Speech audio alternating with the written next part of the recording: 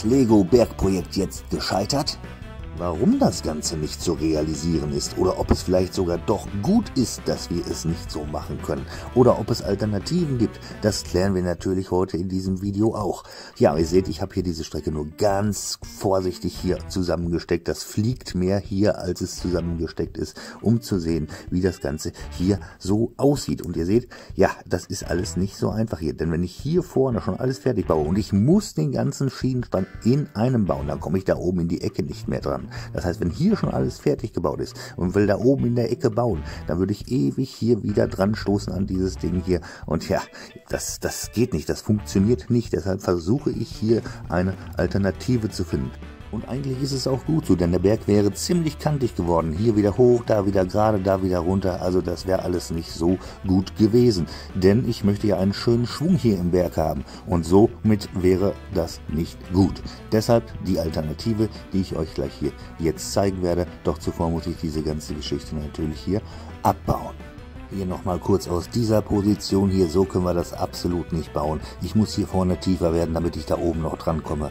Ja, ich überlege mir eine neue Strecke, die ungefähr so hier einfach verlaufen wird. Somit haben wir im Prinzip nur ein großes Oval, was so ein bisschen rauf und runter fährt. Aber das soll vollkommen reichen. Dadurch haben wir letztendlich die Darstellung oder die Möglichkeit, noch viele andere Sachen hier darzustellen. Eine Seilbahn soll ja hier auf dem Berg und ein Flusslauf und noch ein schöner Fußweg dazu und. Und von daher denke ich, wir müssen hier einfach Kompromisse eingehen. Wie gesagt, die Seilbahn, die soll hier schräg drüber und hier der Flusslauf. Also es wird nicht so einfach. Ich halte das Ganze jetzt einfach flacher und zeige euch das Ganze hier jetzt, wie ich das Ganze hier so bauen werde. Und auf jeden Fall ist hier erstmal eine ganze Menge zu tun. Als erstes natürlich die Lok weg und jetzt wird zurückgebaut. Und ich hatte mir so viel Mühe damit gegeben, hier alles so, auch wenn es nur locker war, einmal aufzubauen. Aber es war auch gut so, denn dadurch konnte ich jetzt halt feststellen, dass wir keine vernünftige Bergstruktur dann somit hinbekommen. Wir hätten zwar schöne viele Tunnelportale gehabt, insgesamt 6 Stück auf dem Berg. Aber ich denke mal, wenn es auf 4 hinauslaufen sollte, ist das Ganze auch nicht so tragisch. Wie gesagt, die Bergform war für mich jetzt in erster Linie hier erstmal wichtiger und das wäre mit dieser Art von Zugstrecke nicht gegangen. Jetzt wird es nur ein leicht gebogenes Oval geben, was ein bisschen rauf und runter geht. Finde ich aber auch total klasse. Somit ist die Zugstrecke jedenfalls noch da und wir können alles andere ohne Probleme auf dem Berg dann darstellen. Jetzt hier einmal zum Verlauf der Schienen. Das Ganze soll von links hier kommen, dann einmal ein bisschen in den Berg reingehen, wieder zurück und dann hier oben wieder anschließen. Das Ganze wird höhenmäßig noch ein bisschen angepasst, sodass ich ab hier vorne Brick für Brick hochgehe und dementsprechend dann irgendwann sich automatisch die Höhe dort hinten ergibt. So erstmal das Ziel. Hier einen kleinen Schwung rein und von hier hinten wieder alles zusammen. Ja. Die Zugstrecke habe ich jetzt mal hier von oben gezeigt und komplett umgemodelt einmal. Ja, so soll das Ganze aussehen. Ich habe das Ganze ungefähr bis auf 17 Bricks erhöht, bevor es wieder dann runter geht. Und ich glaube, das ist erstmal gar nicht mal so schlecht hier. Dadurch wird natürlich der Berg in eine bessere Form kommen. Und ich könnte hier zum Beispiel ein Tunnelportal hinbauen. Ich glaube, das werde ich auch tun. Hier vorne vielleicht auch eins. Das heißt, hier zwischen wird dann erstmal der Zug zu sehen sein. Dann ist er mal wieder nicht zu sehen, dann wieder ja. Und das gleiche könnten wir hier hinten auch machen. Wir könnten hier wie so eine Schlucht machen, hier den einen Berg enden lassen, dann die Zugstrecke ein Stück sichtbar lassen und dann den anderen Berge letztendlich hier so langsam schräg hochziehen. Und das ist ja letztendlich das Ziel, dass hier der Hauptberg dann auf jeden Fall hinkommt. Ja, und ich glaube, so können wir das tatsächlich lassen. Manchmal kann ein bisschen weniger letztendlich auch mehr sein.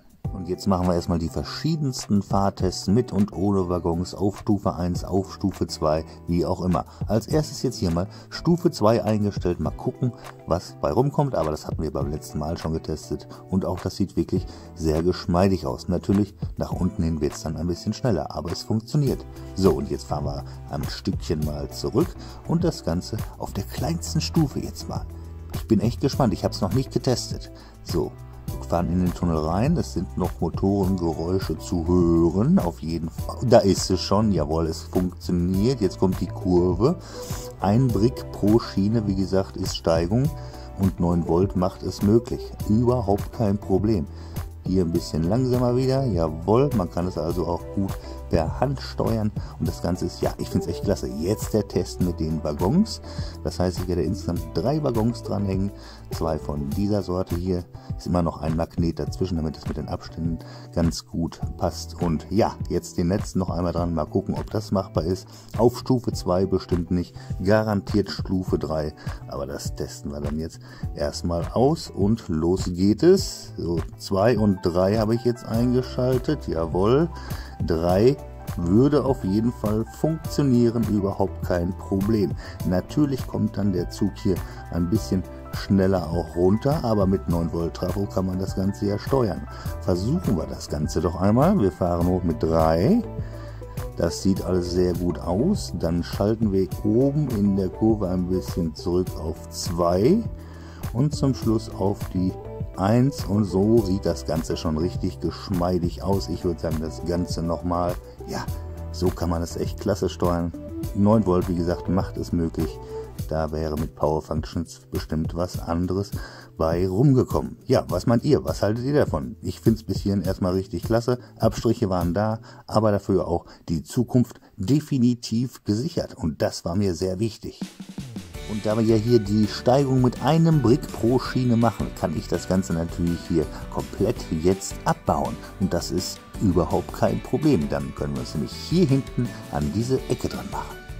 So, wenn euch das Video gefallen hat, dann lasst doch gern ein Like und ein Abo da, verfasst einen netten Kommentar. Ja, die lese ich immer so gerne und antworte auch immer und aktiviert das Glöckchen, dann verpasst ihr auch nicht, wie es im nächsten Video weitergeht. Ja, und das ist natürlich klasse. Hier vorne diese Schienen können jetzt tatsächlich alle verschwinden, sodass ich mich hier hinten an diese Stelle dran machen kann. Und das ist echt klasse. Wir können hier jetzt alles schön nach und nach verkleiden, ob mit Holz oder Lego-Steinchen. Das ist erstmal total egal. Wichtig ist, dass wir jetzt hier komplett an dieser Stelle weitermachen können und anschließend an der Seite hier zumachen, bevor wir dann zur Mitte hin wieder alles zumachen können. Es ist einfach jetzt ein Träumchen geworden. Ging aber nur durch diese andere Planung. Und ich glaube, wir haben alles richtig gemacht. Also, dann würde ich sagen, immer einschalten, donnerstags 18:30 Uhr. Also, bis dahin. Tschüss.